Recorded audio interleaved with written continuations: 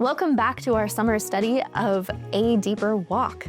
This is session 3, and if you're reading along, we are in chapter 4 and dealing with past wounds.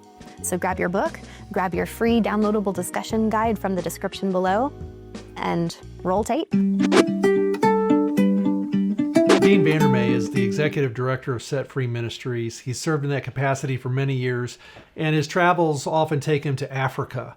One time when he was in Africa, he told me the story of going to a village and making the announcement that there was going to be a gathering that afternoon featuring a race. So people from the village would gather, and he'd ask the same question, that is, who's the best athlete in the village? And everybody would always point to the fastest runner, and the fastest runner would kind of wag his head and go, yeah, that's me, I'm the fastest. And he said, well, come on up here, you're going to participate in this race. Then he'd look around and he'd find a little girl, 7, 8 years old, and said, well, you come up here. We're going to have a race to that tree and back. Okay, the winner gets this $5 bill. Well, at the time, $5 would buy a lot of rice for somebody in a village like that. And everyone just laughed, like, this little girl doesn't have any chance against the fastest guy in the village. And he said, but there are a few conditions here. And he said, some of you friends of his, come on up here. And he pulls out a backpack. He said, I want you as the best, fastest runner to wear this backpack. It's only fair to have a few disadvantages. So he puts on the backpack and he asks his friends, when you fill this up with the biggest, heaviest rocks you can find, and then fill it in with gravel around that. And by the time they were done, he was bent over, he was hunched over, and he could hardly stand up. And it was starting to look like, well, maybe she's got a chance if he's got to carry all this weight on his back. Then he said, oh yeah, one more thing. And he pulls out a rope and he asked a couple of his buddies, hey, would you tie his feet together with this rope? And they're like, sure, this will be fun. And everybody's laughing at this point because now his feet are tied up and he's hunched over. And Dean would go, all right, ready, set, go. Well, at this point, that little girl could skip to the tree and back. She was going to win the race because he was so bound up. When it was all done, he helped the guy get out of his, out of the rocks and get the ropes untied. And he gave them both $5 just to say thank you for their participation. And then he would pull out his Bible and he'd open it to Hebrews chapter 12, verse 1. It says, since we are surrounded by such a great cloud of witnesses, let us lay off every weight and the sin that so easily entangles and run with perseverance the race set before us. He had just set up a perfect illustration of this idea that you can't run the race of the Christian life if you are weighed down and in bondage. I look at this and I think that the rocks and the ropes that keep us stuck are the very things for which we need freedom, right? So when we talk about freedom as the core anchor point of the discipleship journey, this is why you can't run the race of the Christian life if you are in bondage.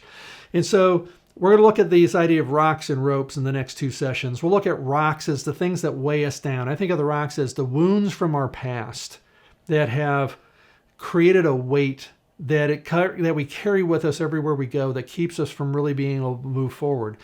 Now, I will say that a lot of us grow our intimacy with God on the healing journey, right? In other words, this could take years. I'm not saying you can have one session and everything's gone, you get rid of the rocks and everything's perfect. But the journey to get rid of those rocks, to deal with the rocks from our past, are often the very things that bring us most intimately connected to Christ. They're the things that get us into that deeper walk with Him. Then next week, we're going to be looking at the ropes, right? And that is, what are the things that create bondage in our life, that keep us in strongholds that need to be torn down? So let's start, first of all, how do we deal with the rocks that weigh us down? So I've got a simple model that I like to explain to use this. We call it WLVS, the Demonic Radio Network, right? I'm from Indiana. W is the starting call letter for all the radio stations. So we go WLVS. And I think of it as like demons broadcasting their deception, because what I found is that what the enemy likes to do is use the pain from our past. And you can think about your heart this way. It's like when your heart gets wounded, like there's this pocket of pain and he plants a seed in there. He plants his lie in there. And so while my whole heart doesn't necessarily believe Satan's lie, there is a wounded part in my heart that does. In that wounded place in my heart, the devil's lie feels true instead of God's truth. So we're going to look at this idea of how do wounds give ground to lies that create vows that lead to strongholds in our lives. And then also, how do we tear these down? How do we get free from this? So let's just begin with the idea of wounds. I look at it the whole model kind of this way. That is, if I imagine that my life is like a 40-acre farm field, and somebody takes a plow and they're like just dug a rut into that farm field. There's now, this groove where the dirt has been turned over and it is now ready for receiving seeds. We're going to see the world, the devil, and the flesh here. The world wounds us, right, by plowing into these painful places in our lives and creating these painful memories of these wounds in our past. The devil takes advantage of what the world does to us, and the devil lies to us, and he interprets our pain. He said, well, clearly God doesn't care about you, or he wouldn't have let that happen. Clearly you can't trust God, or, you must be a worthless person for this to happen to you, or, any number of lies. They're often lies about who we are and lies about who God is, because the purpose of these lies is to keep us from trusting God. And if we don't trust God, now our flesh gets involved, and our flesh responds to the wound that the world has put there and the lies the devil has told, and our flesh now makes a vow about how it's going to take control because it no longer trusts God with this pain. And the flesh makes I will statements. That's what a vow is. A vow is an I will statement in which I say, I will never let this happen again. Right? I'm not going to trust God about this. I'm going to take control, and I'm going to make sure this never happens again. And so you say things, like, I will never let anybody treat me like this. I will never let myself feel this way. I will never, never, never. And these vows are like vines that grow up out of the seeds that have been planted. So if the wounds plow the soil over, and then the lies are like the seeds that get planted there. And our vows are like the vines that grow up out of these seeds. And then fruit starts to grow on these vines. And that fruit is the unwanted fruit of the strongholds that we can't seem to get rid of. Strongholds tend to create a sense of hopelessness, like, I'm never going to beat this. I am never going to get on the other side of it. It's one of the ways that we know that we have a stronghold, is I feel like something God wants me to do is impossible. And so the fruit of our strongholds looks like addiction. It looks like depression. It looks like anxiety. It looks like anger. It looks like pornography. It looks like a whole bunch of things that we're trying to get rid of in our lives. And it's the kind of stuff we tend to go to counseling for. The problem is, in our culture, a lot of what passes for counseling is what I would call fruit picking. And that is, they're not going to get at the root issues. They're going to deal with the symptoms. And they'll say things like, do you have depression? Well, here's some medication and 5 ways to manage your depression. Like, do you have an anger issue? Here's some medication and 5 ways to manage your anger. It doesn't matter what it is. That's kind of the pattern. Here's how you manage it. And I'm like, don't get me wrong. I'm not opposed to medication, and I'm not opposed to management. I would much rather that people manage issues than let them run amok. I've had to manage some issues in my own life as I'm on the journey towards healing. But at some point, we need to get at the root issues. We need to get at the wounds and the lies and the vows that are creating the strongholds. And that's what this model is all about. So let me give you 4 tools, all right? 4 tools for how do we do this journey? How do we engage in this journey toward freedom in our lives? The first tool is that we grow joy. You're like, well, what has joy got to do with it? And the answer is pretty simple. Joy is directly related to my emotional capacity. And that is that if I don't have any relational joy in my life, it's very difficult to see transformation take place. So part of the process of building joy is learning how to quiet ourselves from upset things, partly by learning how to do the deep breathing, that comes with quieting ourselves, and some other tools that we put in here. It's also growing the practice of appreciation. Now, that's more than just saying thank you. This is actually taking 5 minutes at a time to just let your mind set in a place of joy that brings a smile to your face.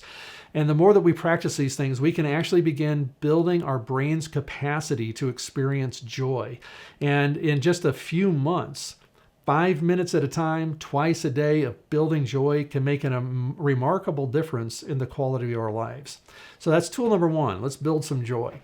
Tool number 2 is forgiveness, right? If there's wounds in my past, it's probably because somebody did something to me. They have wronged me in some way. And so what happens when someone wrongs me is they owe me a debt.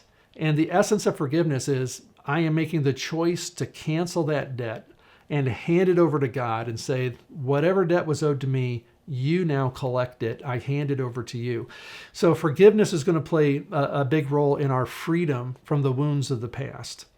A third tool would be taking thoughts captive. We talk about the lies that get planted here. Well, that's what we're talking about with taking thoughts captive. But we need to, push in with God and say, what are the lies that began to feel true because of the pain in my past?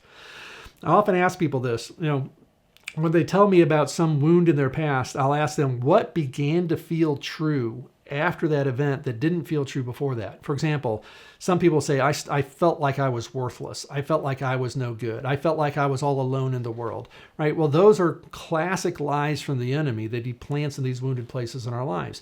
So taking thoughts captive is about identifying these lies and getting rid of them. We renounce those lies. We replace them with truth. This leads us directly into spiritual warfare as well, which is what our next session is going to be about. We then come to the fourth tool, and this fourth tool is listening prayer. And listening prayer is where we ask Jesus directly, would you show me if there are wounds in my past that are underneath the strongholds in my present? Would you show me, take me back to the wounds you want to deal with today? Would you show me what the lies are, right, that the enemy has planted there, what the vows are that my flesh has made? And you interact with God conversationally about these things. It can help to go through this with, one or two other people who can help guide you through. But in conversational prayer, you're asking God, what are the wounds? What are the lies? What are the vows? And then I am going to renounce those. I'm going to invite Jesus' healing for those. And I'm going to interact with Jesus to see what he wants to do to help me experience greater freedom. So this is the model, right? WLVS. This is how it helps us understand the rocks that weigh us down, that keep us from running that race. And the four tools of building joy, forgiving, taking thoughts captive, and listening prayer. These are the four tools that help us to overcome the wounds from our past. Hey there.